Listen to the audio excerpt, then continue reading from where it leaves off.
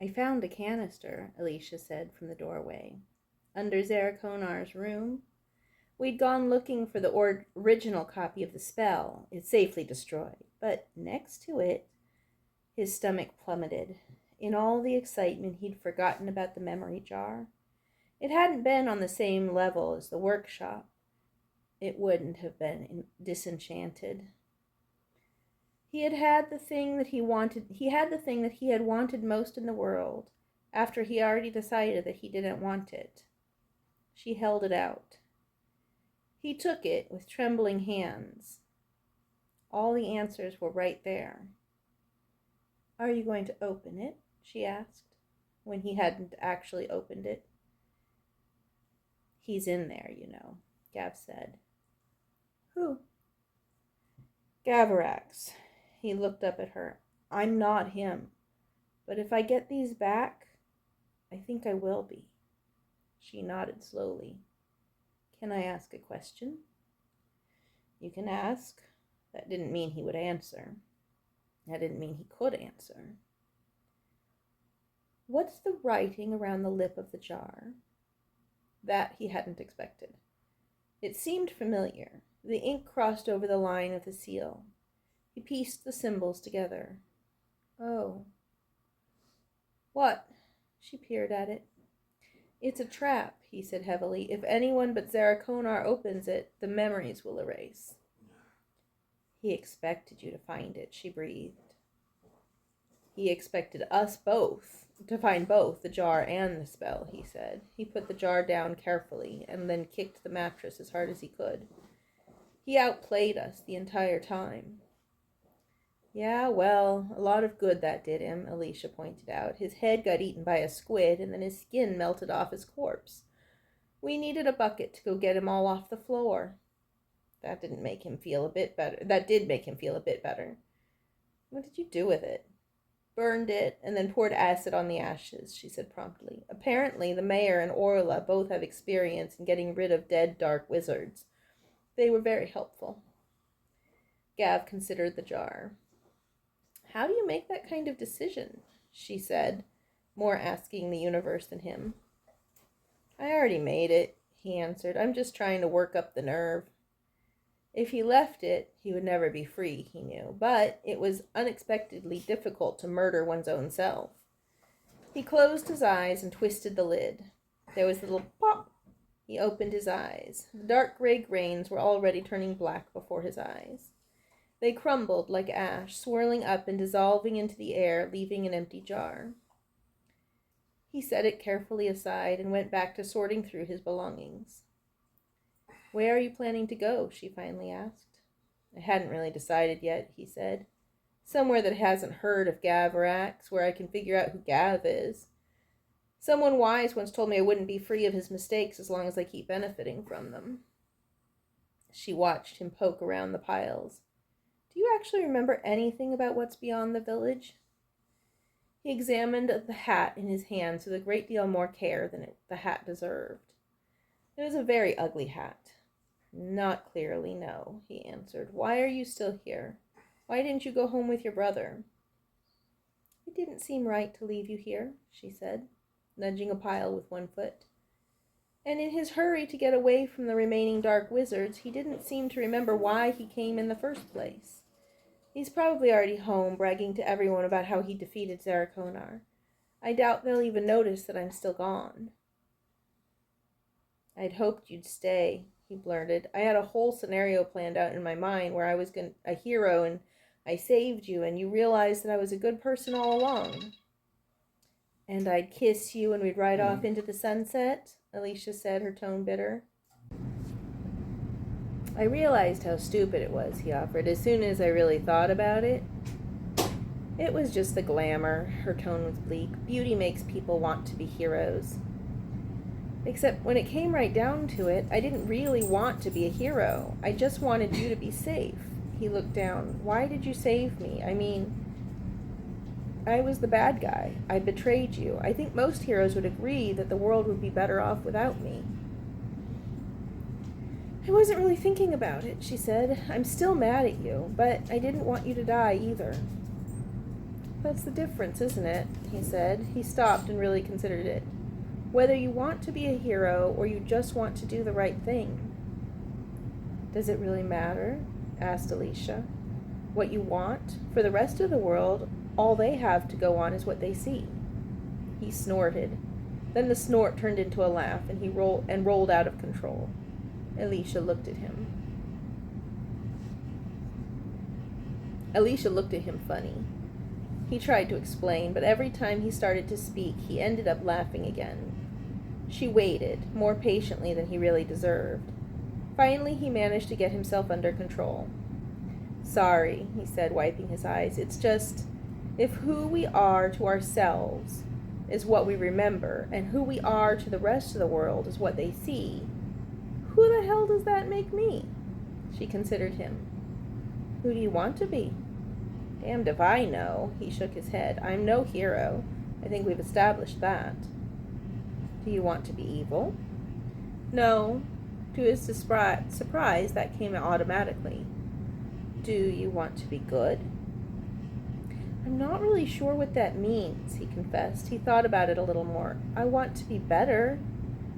You know, our Thanos left a whole tower.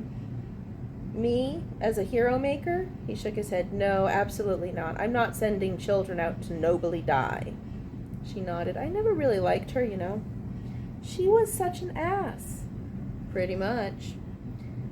And it seemed like a cheat. You were right that I can't separate myself from him while I have all Galvarax's advantages.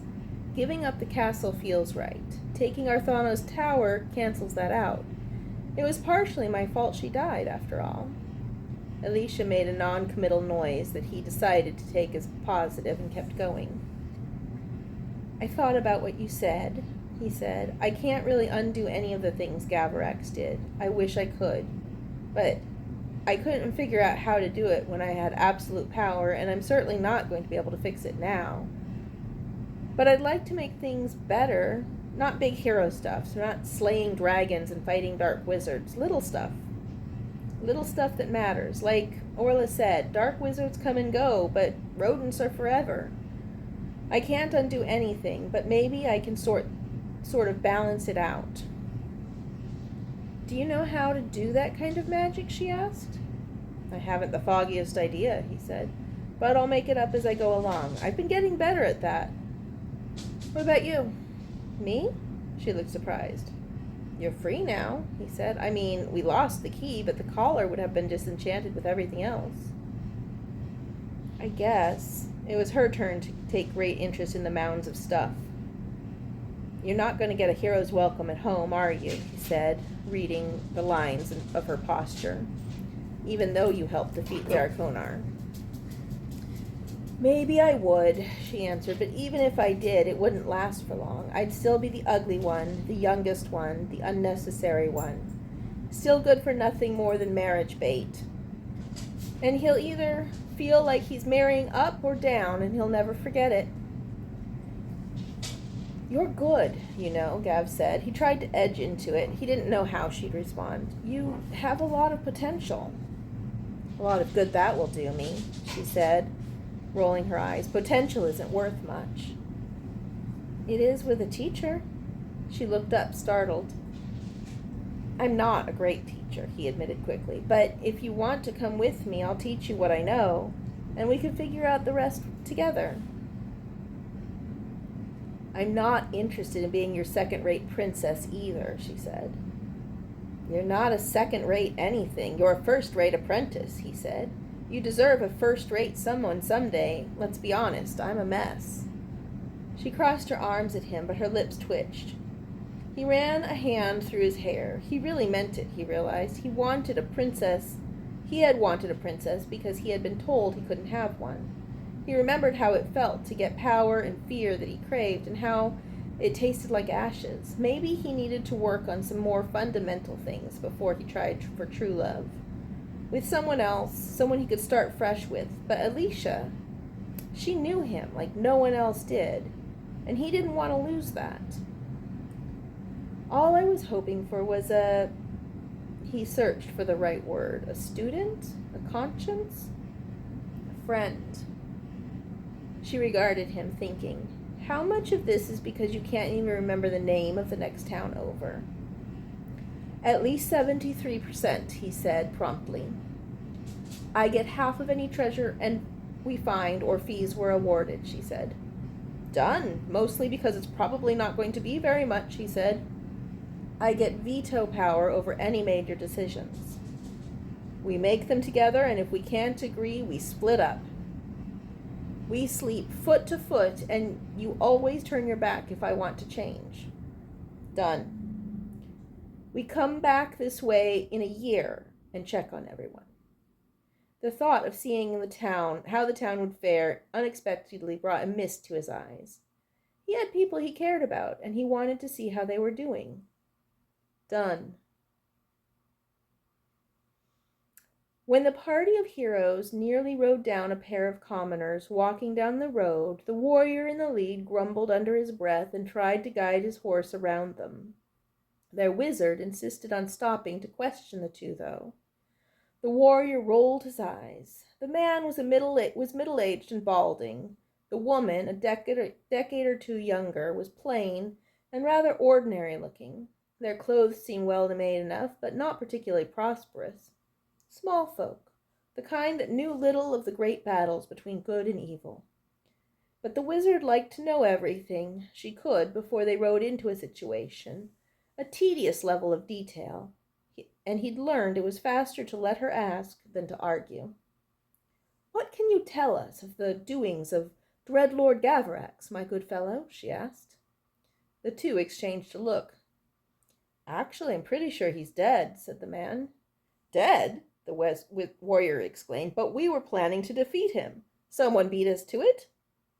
Arthano came, the woman supplied. The wizard bit off a curse. I swear, she does this to me every time. Actually, Arthano's dead as well, the woman continued. Really? The wizard's eyes widened. They killed each other? I had no idea Gavarax was that powerful. Havarax, do you know what this means? It meant that Havarax was suddenly glad they hadn't taken on Gavarax themselves, although he would never admit it out loud. What, Realis? Realis was already wheeling her horse around. It means we need to get to Orthano's tower right away. If no one has secured it yet, who knows what evil forces might seize its contents?